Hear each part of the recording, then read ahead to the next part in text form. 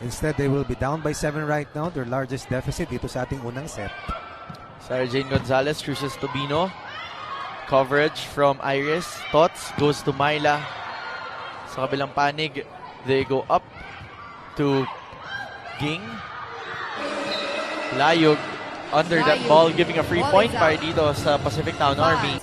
Serving for the PacificTown-Army Lady Troopers. One of the true legends of the game who used to play for UST. Pablo, Some with years an back. angle. Good first ball. At yan lang ang kinakailangan ni Myla Pablo para tapusin yung puntos after that nice setup job coming from Iris Tolenada in between Tobino Gonzaga. Iris Tolenada. Tolenada overcooks that serve. Free point para dito sa Serving for Lady the Troopers sa errors ng Motolite at hindi sa mga palo nila talaga. Pero ito, titingnan natin kung makakasagot pa itong PacificTown-Army as Motolite goes to Pablo, denied there by Tobino. But that's a block out. Pablo. Normally, if you take a look at the playmaker, that is how she leads. Siyempre, pag pinag-uusapan natin yung ating mga playmakers, they're the type na parang they want to conserve their energy. Correct. Serve. Saka nag-iisip. Gawa eh. Pero she celebrates every point. At alam niya kung saan sila nang galing. Na blanco sila ng cool smashers. Pero ngayon, on a roll itong Motolite. Molde. What an adjustment coming from Isa Molde. That's And good Coach Gordy conversion. Akumo nodding his head. Yan yung hinahanap mo sa mga spikers mo. Hindi namimili ng bola. Scrappy yung flavor, ginawa ng paraan. Ito yung sinasabi natin, unti-unti nagkakaamuyan. Gordy Akumo discussing with Coach Erpada. And they keep mentioning that it's always a partnership no matter what, whoever is written as the head coach there. But back there, from the Pablo, back from row, the back. soaring and scoring is Myla Pablo. I'd like to call that tandem coaching between Coach Erpada and Coach Gordy Akumo. PacificTown-Army, 16 At Myla out, Pablo 7. Yope. Shows us that she is close to 100%. Service. Will try to push this team to the semis after missing out the Final Four dun sa nakalipas na unang conference ng inyong paboritong PDL. And back to the ball game. Nunag puts it up for Tobino. Binarag. Sa kabilang panig naman, inangat. Ni Tolenada papunta kay Molde. Coverage was there on the side of Army. On the other side, Gonzaga. Double tap there for Layog. Estañero goes to Molde. But then an illegal back row attack. Legal attack. An illegal attack will be called against Estañero and Molde. Referee, yung libero. Ooh! Service out. And it's about the finishing of that last move. Pero ito, outside. Mga team na wala sa ilalim against a team that has a winning record. This is their first attempt. At susubok manalo laban sa Lady Troopers Off for the the first block. time this year. Gutierrez. Sabi mo, Coach, kanina, ibababa pa yung mga teams na nakadikit sa kanila para they get that separation. Mabuti nang makapuhunan ng maaga dahil 4 lang yung papasok sa siyam na mga teams na mayroon tayo. Eliza Fiope. They will play a total of 8 games in the second round.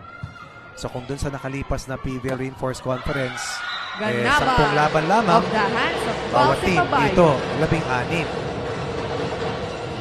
Ganaban has really earned the trust of Iris Tolenada.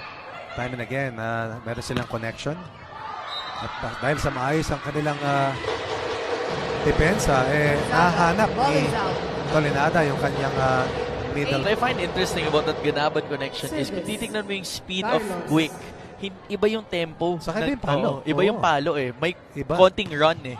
There's a short run that Ai does before she hits that ball, but there's connection. Iba yung present buwelo. there. At saka hinahanap talaga siya. For Icar, the serve. coming off the bench for the second game in a row. They go to Molde on the setup cross court. At Molde. nakahanap ng angulo doon si Isa Molde. For some years back, kasama of Isa course, Molde. si Tots Carlos, Si sila Ayala Marian Estañero, Buitre, si Buite. si Justin Dorog. Off the Recently, block. munti ka nang makapasok sa Final Four in that season 81. I believe they 19. missed the Final Four. Also declined to join the collegiate conference, di ba? Yeah, so we'll see. Siyempre, pag matagal na wala yung isang opponent, Pablo, mas exciting 2-1. silang abangan. Gumawa ng 14 of 38. It's about 40% para kay Myla Pablo. As we go to the ball game, Tubino hits it off the hands of Estranero. Motolite now 12. forming their own run here. Part of that Grand Slam beat ni Coach Sammy Akailar in her years para sa Lady Altas. As Myla Pablo on the other side tries to answer back. Off the hands of Balik ang Gonzaga. advantage sa team Motolite. Motolite 20 with an 8-point 12. lead for Coach Serving for Scotty. Motolite. Nilipat niya si Jelly sa service specialist position / defense specialist na dating libero. Dahil syempre may tangkonse pa sila na pwedeng kapalitan ni Ayel. But the first set with a 9-point advantage. Jelly on the serve. They go up to Ging Balse. Tempiatura was there. Inangat para kay Tots Carlos back row. Popped up by Jovi Gonzaga. On the other side, Honey Royce Tubino Cross-court kill. gets a check. Tubino. Unti-unti nag-iinit si Honey Royce Tubino. Serving 21. Tubino ay 10-point scorer sa huli nilang pagkatalo. Early 12 NCAA MVP. Serving for A Army. multiple V-League champion itong si Tubino as well. Pablo with a well-played shot. Myla Pablo wasting no time.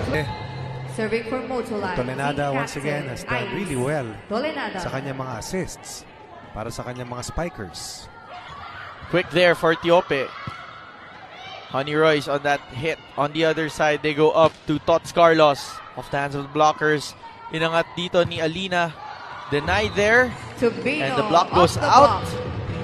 block. Off the block 14, point coming from the Lady 22. Troopers. So na lang, makukuha na ng red shirts ng Alina Motolite Bicar. ang ating unang set. Serving for Pacific Pacific Town. Town looking to make their own run here. Motolite receives. Iris goes up to Carlos. Carlos cross court. Picked up there by Tinagno. Inangat dito ni Bicar papunta kay Tubino off the tape of the net. Sa kabilang panig naman, Iris Tolenada. Pinili si Myla. Pero tatawag na double contact. Oo. Double contact violation against Iris. Pinapa ayos lamang dito ng ating mga officials ang arena. But the game Bicar. continues with Alina Bicar serving. Picked up there by Molde. Hinangat kay Pablo. Pablo off the hands of the blockers. That speedball Pablo coming from on the Myla. hit-up. To be able to deflate kung ano mga aspirations meron ng Lady Troopers na magkaroon ng momentum dito sa dulo. O nga Number pala, 8, yung best friend Myla. ko from high school Pablo. na si Kuya Benson Hariong watching. A PBL fan +1. mula pa nung inception ng PBL. Team Motolite. Motolite just needs 2 points to close this out. Nene Bautista comes in. Former national team player yan. But here on the other side, Tots Carlos, Cross-court shot. part of the national team now. The Tignan mo training naman pool. kung paano paikutin ni Tolenada yung bola niya. Ayos mo rin eh. Hindi naman pwedeng pantay-pantay talaga. Distribution yun, yes, coach. oo. Saka yung timing. Maris At yung tayo. pagbasa ng depensa. Dito, balik sa ball game. Denied ni Ganaban at ni Carlos. That UP connection works to cover that zone out. 25-16. That's a great lead and a great start for Team Motolite. Let's look at that again.